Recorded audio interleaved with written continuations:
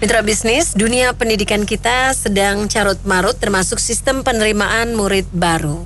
Kemendikbud mengatakan penghapusan sistem zonasi tidak akan menyelesaikan masalah penerimaan murid baru. Permasalahan di penerimaan siswa-siswi baru ini menurut Kemendikbud adalah pada ketimpangan kualitas antar sekolah. Nah, apa komentar Anda? Apakah sistem zonasi memang bukan masalah? Lalu bagaimana mengatasi ketimpangan kualitas antar sekolah ini? Silakan di 633-9160 atau di WhatsApp call di 0816-924-924. Kita tunggu komentar Anda, mitra bisnis. Saya dulu pernah sekolah di lab school tahun 80-an. Saya lihat kualitas SMA sekarang itu masih belum setara, jadi masih masalah kalau masih dizonasikan. Harus sama dulu, apel kualitasnya harus sama, nanti baru bisa disonasi. Tapi kan nonsen, nggak mungkin pemerintah sekuat itu seperti negara Jerman, Inggris, dan Eropa lainnya. Maksud saya, bikin dulu pemerintah zonasi, kalau mau zonasi tetap dipertahankan, kualitasnya harus ditingkatkan tiap zonasi. Misalnya Jakarta Timur dengan Jakarta Pusat, itu lebih tinggi Jakarta Pusat. Nanti kalau Jakarta Pusat dibandingkan Jakarta Selatan, lebih tinggi kualitas Jakarta Selatan. Nah ini kan jadi problem sebenarnya. Kalau kembalikan aja kayak dulu lagi gimana? Ini sebenarnya win-win solution ya. Ya, Assalamualaikum. Itu di daerah-daerah banyak yang nggak mau sekolah karena uang sekolah memang nggak bayar. Itunya daftarnya nggak bayar, tapi bukunya mahal. Kalau bisa itu bukunya juga dikasih dibantu lah. Nanti kalau umumnya udah selesai sekolahnya kelas 1 mau naik kelas 2, bukunya itu bisa dikasih yang murid baru. Udah gitu banyak juga di daerah-daerah terpencil tuh belum ada sekolahan. Mereka tuh kalau mau sekolah jauh jalan kaki dulu. Terlihat ada di TV itu disiarin yang semangatnya mau sekolah. Yang mau sekolah tuh dari lulusan SMA tuh mau kuliah di UI karena suka banyak yang tidak diterima. Gitu, kalau mamanya nilainya bagus, rankingnya bagus, diterima. Ini memajukan negara ini. Yang mau sekolah di UI itu kedokteran kan kelasnya nggak begitu bayar. Kalau di swasta kan bayar mahal. Ada gitu kalau umpamanya SD tuh dulu waktu saya kecil sekolah, kelas 5 tuh diajarin masak-masak. Siapa yang hobi bisa diajarin itu. Itu SMP juga bisa diajarin bridal, cara gunting-gunting rambut. Jadi anak-anak tuh kalau habis SMP nggak mau sekolah, dia bisa buka cukur rambut apa segala gitu, ada ilmunya. Dan sekolah tuh kalau bisa ada bahasa Inggris dan Mandarin. Kalau itu bisa dimanapun dia ada di luar negeri, gampang diterima kerjanya. Menurut saya untuk masalah zonasi itu solusinya memang bukan dihapus atau dihilangkan, melainkan diregulasi, diberikan peraturan yang memang komprehensif. Karena kan kita sebagai orang tua ya pasti menginginkan pendidikan yang terbaik untuk anak-anak lah. Dan menurut saya sekolah-sekolah itu memang harus ditingkatkan kualitasnya, bukan dihapuskan donasinya. Ya mungkin caranya bisa dengan yayasan-yayasan itu melakukan merger lah atau akuisisi atau penggabungan dengan sekolah-sekolah yang memang kualitasnya kurang baik. Jadi yayasan atau badan-badan pendidikan itu yang memang lebih baik itu bisa mengakuisisi dengan menyamakan kualitas-kualitas di sekolah-sekolah yang baik gitu loh. Ini mungkin yang menganggap masalah itu yang masyarakat bawah. Masyarakat bawah mau di sekolah di negeri nggak diterima, mau di swasta nggak ada uangnya. Kalau yang banyak uang saya kira pendidikan nggak ada masalah, sekolahan banyak. Kalau mau memperbaiki sebenarnya kan ada presiden, ada menteri pendidikan, ada Bappenas. Panggillah menterinya, dipanggil Bappenasnya, dipanggil rektornya, dikumpulin. Ini pendidikan mau dibawa kemana? Kelemahannya di mana kita dimusyawarahkan, baru diselesaikan. Terima kasih. Iya, jadi kalau menurut saya sistem zonasi itu sebenarnya udah bagus juga ya. Artinya pertama mungkin menghindari kemacetan. Jadi yang namanya dekat sekolah itu berangkat sekolah itu. Terus yang kedua, Kalau saya sih suka sistem yang dulu ya. Jadi gini, ada sekolah unggulan, di mana sekolah unggulan itu menciptakan bibit yang unggul. Jadi untuk siswa-siswa atau orang tua yang ingin anaknya mendapatkan sekolah unggul, ya mereka cerdas gitu. Memang begitu, memang nanti jadi mereka bisa terpilih. Sedangkan bukan membedakan mana yang bodoh atau yang enggak, bukannya, tapi memang harus ada sekolah yang unggul gitu untuk menciptakan bibit unggul untuk bibit masa depan Indonesia ini. Terus saya sih yang kurang setujunya yang sekarang ini sistem umur ya, usia. Kesian juga ya kalau pas di SMA itu dijegal dengan usia gitu kok. Kalau mau jegal usia seharusnya pada saat mereka masuk SD, jangan dijegalnya pada saat mereka yang sudah mau SMA gitu. Kesian banget kan. Jadi sebenarnya sistem zonasi ini dilakukan pertamanya karena di Jakarta itu macet setiap pagi. Kenapa sampai macet? Karena banyak orang yang mencari sekolah walaupun tempatnya jauh, mereka mau masuk di situ. Masalahnya apa? Karena kualitas.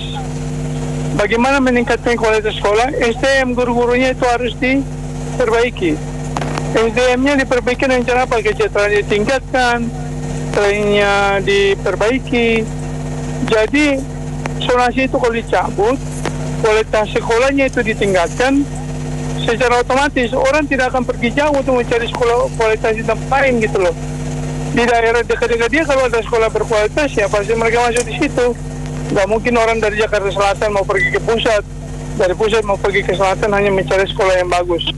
Jadi saya pikir zonasinya bisa dicabut. Yang penting kualitas pendidikannya, kualitas sekolahnya itu yang ditingkatkan. Standarisasi diperlukan. Tapi kalau SDM-nya itu cuma begitu-begitu aja, dia nggak bakalan bisa memperbaiki keadaan.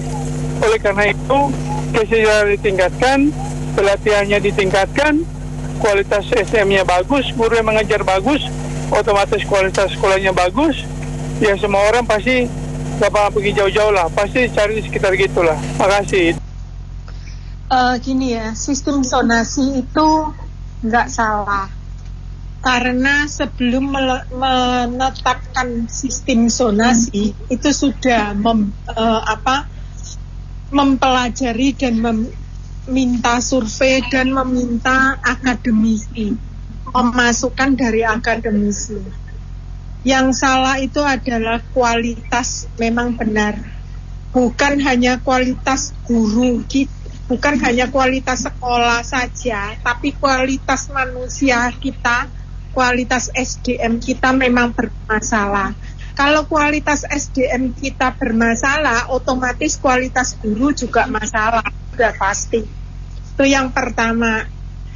Yang kedua, jalan keluarnya adalah rekrutmen. Yang mana kalau yang baik atau yang lolos ya boleh.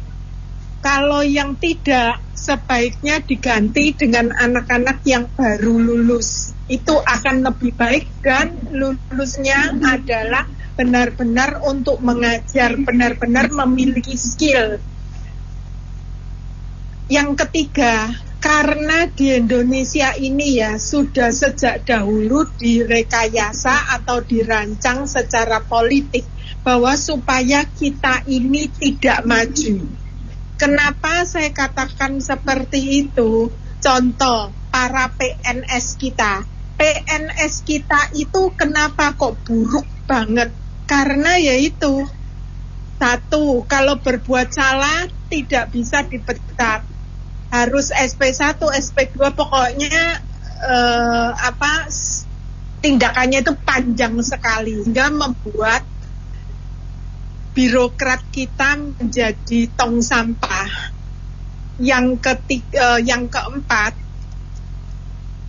para politisi atau para kepala daerah kalau sudah menjabat itu pada membawa orang-orangnya seperti TGUPP gitu contohnya, lalu tidak dikembalikan tapi nyantol di situ jadi PNS. Itulah yang makin lama PNS kita makin membengkak, beban negara gajinya makin banyak, tapi kualitasnya nggak makin baik, tapi mentalnya yang makin buruk. Makasih. Ya, menurut saya itu sekolah ini memang benar ya, kualitasnya tidak merata, terutama dari sisi guru pengajar. Itu kecenderungannya sekolah favorit itu guru-gurunya akan selalu bagus. Kemudian nanti bantuan-bantuan pemerintah itu akan semakin banyak gitu. Nah, itu akhirnya makin lama makin bagus favorit. Nah, itu akan menjadi pilihan siswa-siswa ke situ. Nah, akhirnya makin timpang, makin dalam gitu, makin timpangnya ini makin tinggi antara sekolah favorit dengan sekolah yang biasa. Nah, harusnya memang zonasi ini tidak hanya ke siswa, diperbaiki juga dari sistem distribusi. Saya hanya menambahkan sedikit, jadi kalau kita sambung dengan pendapat Ibu tadi, maka saat ini bukan saat yang tepat untuk melakukan sistem zonasi, karena yaitu seperti yang tadi Ibu sebelumnya disebutkan bahwa kualitas guru, otomatis sekolah, dan mungkin juga sarana-prasarana, fasilitas itu banyak yang masih belum atau jauh dari memadai. Nah, sehingga mungkin aja di zonasi tertentu ada sekolah-sekolah dengan guru dan fasilitas yang sangat baik kualitasnya, tapi ada di zonasi tertentu bahkan mungkin tidak ada, atau mungkin walaupun ada sedikit sekali. Nah, jadi sedangkan kita sebagai orang tua dan juga tentunya anak ingin sekolah di sekolah yang kualitasnya baik, ya.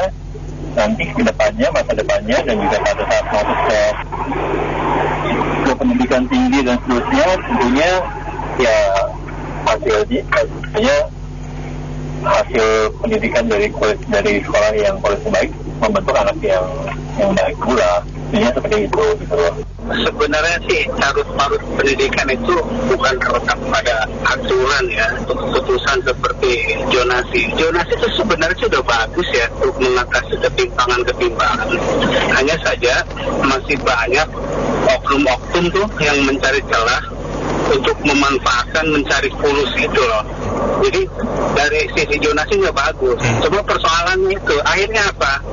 Sampai viral kan, ada pengukuran tuh dari jarak rumah dia sampai sekolah tuh, yang tidak jauh, dia jadi korban. Sementara yang jaraknya jauh itu sangat jauh, dia bisa masuk ke sistem zonasi. Sebenarnya ya persoalannya di oknum itu, dan itu harus harus ada sistem. Saya hanya sumbang saran nih, ya tidak terlalu paham juga dengan zonasi dan lain-lain, tetapi yang saya coba memberikan saran ini, yang Pak Nadiem punya pekerjaan itu emang bukan pekerjaan gampang, karena warisan dari sistem kurikulum kita dan segala macam itu udah begitu berakar ya. Nah, yang beliau lakukan salah satu yang saya appreciate yaitu yang di perguruan tinggi yang skripsi udah tidak menjadi kebutuhan mutlak, dan tuannya itu nanti terserah di masing-masing perguruan tinggi. Saya kira itu satu pemikiran yang bagus. Nah, terhadap sekolah yang timpang ini, entah zonasi, entah apapun, saya pikir itu perlu pembenahan yang sangat lama dan kontinu. Nah, sementara ini apa yang ada di depan mata Pak Nadiem, bahwa kita perlu sekarang mencetak anak-anak Indonesia yang cerdas, yang entah ikut olimpiade dan lain sebagainya, dari sekolah-sekolah tertentu yang memang harus diakui, entah swasta maupun negeri, yang kualitasnya bagus. Itu harus dipelihara. Sembari Pak Nadiem ya memikirkan satu cara yang entah, sebenarnya beliau kan bertugas sudah berapa tahun dan ini sebentar lagi mau selesai ya entah nanti dengan sendirinya sekolah yang tidak berkualitas akan berguguran sendirinya atau apa, ya memang harus terjadi. Jadi sekolah ini ibarat kata, kalau kita mau jujur katakan, sekarang sepertinya industri, ya kan, apalagi swasta. Sekarang tahun-tahun ajaran baru, jauh-jauh bulan, saya kira setengah tahun mereka udah buka untuk menjaring murid-murid baru. Dan kita harus fair, kita katakan, ya murid-murid baru yang berkualitas memang berasal dari sekolah-sekolah yang berkualitas. Dan itu nggak boleh kesampingkan, karena kita perlu anak-anak muda ke depan yang sangat cerdas IQ maupun EQ-nya. Jadi kita nggak bisa menghindari. Karena sekolah yang kualitasnya rendah, ya ini tugaslah yang menaikkan kualitas entah dari sisi gurunya, karena guru itu kan sangat peran. Guru zaman sekarang dengan guru zaman dulu udah berbeda, entah dari kurikulum. Tetapi apapun langkah perbaikan, tidak boleh kita menyalahkan atau tanda kutip mengatakan sekolah-sekolah berbobot yang kualitas bagus itu harus kita tekan. Jadi seolah-olah dengan menekan yang bagus mencoba mengangkat yang nggak bisa. Nggak boleh. Justru yang bagus itu harus lanjut. Entah mau zonasi kayak nggak boleh menjadi hambatan. Karena disitulah produktivitas dari anak-anak cerdas itu akan terjadi. Dan yang kurang bagus menurut sekolah, ya coba diperbaiki. Kalau bisa diperbaiki ya harus gugur. Supaya nggak habiskan energi kita. Saya kira itu loh. Gimana nggak carut-marut? Orang mau masuk SMP, SMA, universitas sudah dikapling-kapling. Habis itu diperjualbelikan dan juga banyaknya titipan. Ini atau pengasihanmu si Ono. Maksud saya Kemendikbud apa kan? Itu kan memang sudah terang benderang, daripada ngurusin zona-zona yang kagak jelas kayak gitu loh. Tindakannya apa? Apakah kepala sekolahnya dipecat, aturan seperti itu? Karena itu sekolah-sekolah negeri itu kan memang dibiayai oleh negara, ya, oleh biaya dari masyarakat. Makanya harus yang masuk sana ya harus putra-putri terbaik dari Indonesia. Tapi kan kenyataannya di lapangan nggak seperti itu kan, diperjualbelikan, banyak titipan, ntar jatah dari anak, dari saudara, jadi kan semua. Itu satu, ya. Terus yang kedua, Indonesia ini sangat bisa mengerikan bagi dunia nih. Ya kalau nggak ada korupsi, orang-orangnya potensial semua pada pinter-pinter, ya kan? Itu di stop tuh. Mungkin halayak orang masyarakat pada nggak tahu tuh berapa subsidi negara untuk pesantren, 200 triliun per tahun. Padahal kan pesannya Founding Father itu kan memang harus menjadi masyarakat Indonesia yang berkeadilan sosial, ya. Itu di Indonesia dari 6 agama, ada Kejawen, ada Sunda Wiwitan, itu kebagian apa tuh? Kristen, Katolik, Buddha, Hindu, Konghucu kebagian apa? Itu 200 triliun loh, disebar ke seluruh pesantren Indonesia. Gak kira-kira bagaimana bisa begini. Sekarang yang sekolah-sekolah negeri istilahnya dikop, siswa-siswinya dikop pakai jilbab, jadi seolah-olah jadi sekolah negeri, jadi kayak pesantren kayak gitu loh. Susah kayak gini, nggak ada aturan mainnya. Jadilah pesannya Founding Father itu ya, menginginkan Indonesia yang berkeadilan sosial begitu. Poinnya adalah pendidiknya lah, jarnya ini harus yang berkualitas, baru bisa ada sama rata gitu. Kebanyakan masalah di sana. Cuman memang ya harus dikasih salary yang cukup lah, bahkan tinggi, sehingga orang-orang terbaik ini nggak kerja di kantor gitu loh. Iya. Tapi mereka justru menjadi pengajar, jadi satu tempat yang mereka mau kejar lah. Sehingga kalau pendidiknya baik semua, otomatis anaknya pun akan baik. Begitu aja. Ketimpangan kalau kita bilang memang udah carut marut lah, dipegang yang anak muda ini, basicnya apa, didudukan di sana, ya rusak lah semuanya. Pendidikan kita ini harusnya mereka konsultasi. Ya kembali lagi saya bilang lagi, ini yang tua dikedepankan, yang muda yang berprestasi dikesampingkan. Masa pemilihan yang tua yang didulukan? Entah tua itu pinter, nggak masalah. Kalau tua itu bodoh, didulukan. Kasihan yang muda-muda ini, belakang mereka jadinya. Jadi saya bilang, lepaskan saja lah kayak dulu lagi. Persaingan itu ada kita. Jadi kalau kembali lagi mereka mengatur usia harus sekian, begini sekian, itu semuanya bullshit, semuanya permainan semua. Zonasi itu saya banyak cerita dapetin nanti dengan ini begitu bullshit semuanya. Makanya janganlah kita mengekor-ekor negara. Yang sudah itu harusnya kita perbaiki, bukan kita mengekor negara. Orang saya lihat ke sini, lihat ke sana. Jadi kembali lagi saya bilang, lepaskan saja usia anak-anak sekolah itu. Anak yang muda-muda ini lebih baik kalau mereka prestasi. Masa anak yang udah tua, mereka entah pintar atau tidak, beberapa tahun didulukan sekolah SD aja kita bingung. Ya nggak? Anak yang belum bangun 6,5 atau 7, tahu-tahu tiba-tiba ada yang 8 tahun 9 tahun, mereka ranking pertama. Wow, beautiful. Begitu juga SMP, SMA-nya juga begitu juga. Entah, ya kembali lagi. Jadi soal ini anak-anak ini dibiarkan dulu selama nanti kalau udah usianya ini mereka mengangguk-angguk lelekan kemana, nanti usia kan saya bisa kok masuk sekolah, usia saya udah cukup, begitu saja. Jadi gini ya, kalau misalnya pendidik itu kualitasnya bagus gitu ya, ada hitung-hitungannya, ada KPI itu dari atau gimana, itu dikasih tunjangan yang lebih baik daripada yang standar-standar gitu.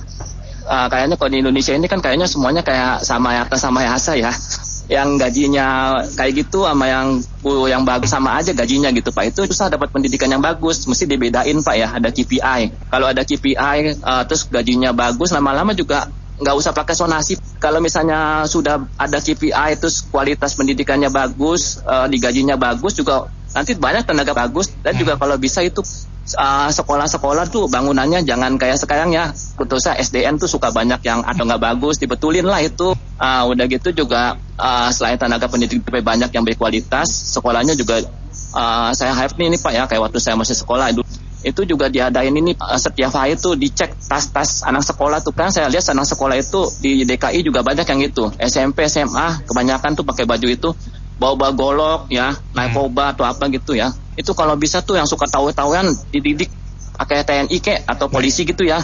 Kadang-kadang tegas itu penting ya, jangan dikit-dikit demokrasi lah, udah kebablasan ya. Kalau mau maju ya, tegasan itu bukan berarti jelek loh, supaya generasi muda yang suka bawa golok tuh sama bawa narkoba ke sekolah SMP SMA itu jangan dibiarkan begitu. Nanti Indonesia bisa hancur gitu. Itu aja harapan saya. Kalau saya punya pandangan ya, pantauan saya, jadi kalau saya kan banyak sekolah negeri, pendidikan mau gimana juga udah nggak bisa. Itu banyak faktor, ceritanya panjang.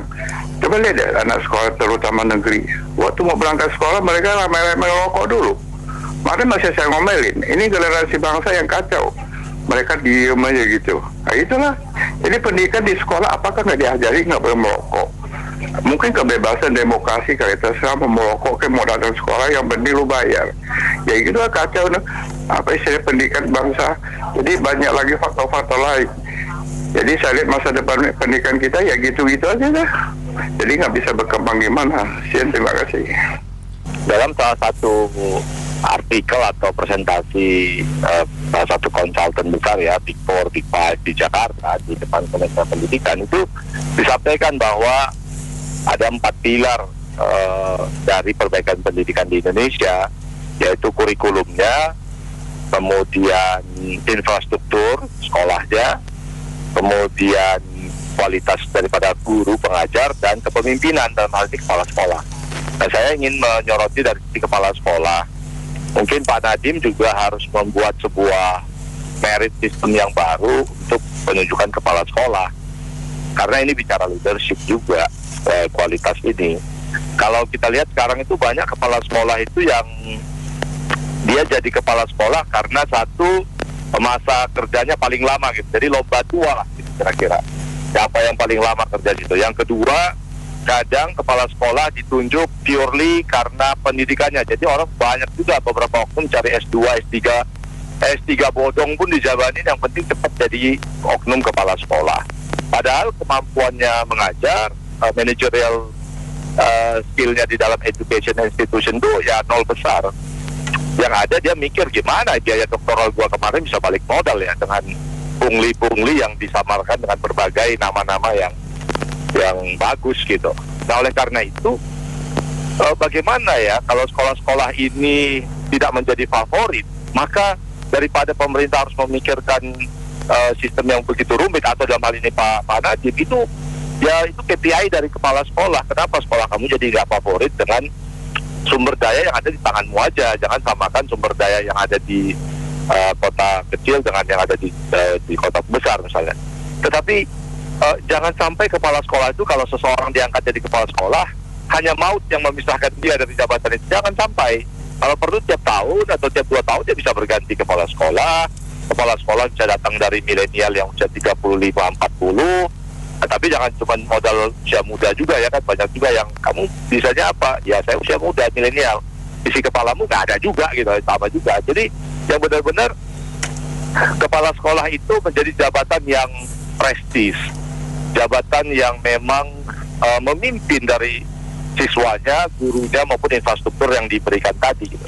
Jangan sampai seperti saat ini, misalnya kasus di Tangsel aja gitu. Banyak juga oknum kepala sekolah itu 15 tahun, 12 tahun. Ini nggak tahu apa karena dia pinter, managerial leadershipnya bagus, atau setoran dia ke oknum pengawas sekolah atau ke oknum kepala dinas pendidikan misalnya, atau ke dinas pendidikan, oknum dinas pendidikan. Nah ini Pak Nadiem harus melihat ini. Kadang-kadang mereka di dalam itu ya udah babaliut juga sistem pengangkatan kepala sekolahnya gitu. Ya, tadi sudah banyak disampaikan dari penjelasan sebelumnya, ya cukup jelas dan detail sekali. Ya kalau dari saya sih opininya tidak ada masalah. Memang tidak ada masalah, tapi memunculkan masalah. Gitu. Jadi ya kalau dikatakan tidak ada masalah, kenapa kok ada siswa, bahkan saya mengalami sendiri, satu RW pun SMA yang satu RW itu nggak diterima untuk jalur zonasi. Itu saya mengalami sendiri gitu. Justru malah harusnya jalur zonasi itu benar-benar harus dievaluasi seperti apa kriterianya. Tapi yang dimaksud jalur zonasi itu bukan jalur zonasi, jalur umur atau jalur usia. Jadi kebanyakan angkatan-angkatan setelah adanya jalur zonasi itu pada usianya udah pada tua semuanya, bisa diprostek semuanya di sekolah-sekolah sekarang. Ya saya rasa itu. Nah mungkin ada opini saya sampaikan kepada Pak Nadiem ya. Pak Nadiem mungkin perlu istilahnya buat koordinasi juga sama Pak Erick Thohir ya, cara gimana untuk mengkoordinir masalah itu ya, dari kepemimpinan yang bagus ya. Karena saya melihat juga dari pihak Pak Erick Thohir itu cara untuk memilih pemimpin yang bagus dalam hal ini ya kepala sekolah ya, itu perlu dipelajari juga sama Pak Nadiem ya. Faktor-faktor apa dan kriterianya seperti apa, dan juga mungkin perlu juga dilihat juga ya masalah kepala dinasnya ya, mungkin yang di daerah setempat ya. Jadi kalau memang nggak provide ya nggak bagus ya, kita mungkin harus ganti gitu loh. Itu menurut saya sih. Terima kasih. Iya, PPDB sistem zonasi. Sebetulnya sistemnya nggak ada masalah. Cuma pembagiannya mungkin yang perlu dirubah. Kalau selama ini kan zonasi berlipat dari prestasi, ini yang jadi masalah. Karena di sekolah anak saya kemarin, yang prestasi hanya menerima 45 orang, 45 kuotanya. Sementara yang zonasinya 120. Ini kan aneh, nilai nggak kepake di situ, gitu loh Mbak. Maksud saya kalau mau kita mengakomodasi yang dekat rumah, akomodasi yang nilainya kurang bagus, tapi kita juga mengakomodasi yang nilainya ini lumayan bagus gitu loh. Ya, jadi adil di situ. Yang udah belajar mati-matian, mengurangi main, sementara nilai hanya selisih koma saja, kalau udah nggak keterima, masuk ke jalur lain nilai udah nggak digunakan, karena nilai hanya digunakan di jalur prestasi itu. Mestinya prestasi 50%. Ini menurut saya yang adil. Prestasi 50%. Lalu yang lain dibagi. Oke lah zonasi 30%, yang lainnya bisa jalur KJP, jalur apapun itulah namanya. Kita terlalu banyak jalur, takut dasar saya. Jadi itu sih. Jadi jangan seperti sekarang. Kalau sekarang kan terus menerus carut-marut. Karena nilai anak kita seperti nggak dihargai di situ. Oke Mbak. Jadi yang diakomodasi cuma yang nggak mampu, yang dekat rumah, yang usia tua. Aduh, akademiknya di mana? Mbak Ferry, kalau anak kita nggak keterima di sekolah karena nilainya kecil Mbak, itu legowo nerimo itu. Ya. Tapi kalau nilai anak kita kecil nggak keterima karena umur, karena jarak rumah, sakitnya luar biasa Mbak. Terima kasih. Terima kasih Bu Akbar. Baik mitra bisnis, kita cukupkan dulu sampai di sini. Opini komentar Anda kami tampung dalam Businessman Opinion. Terima kasih yang sudah bergabung. Saya Mary Agustin.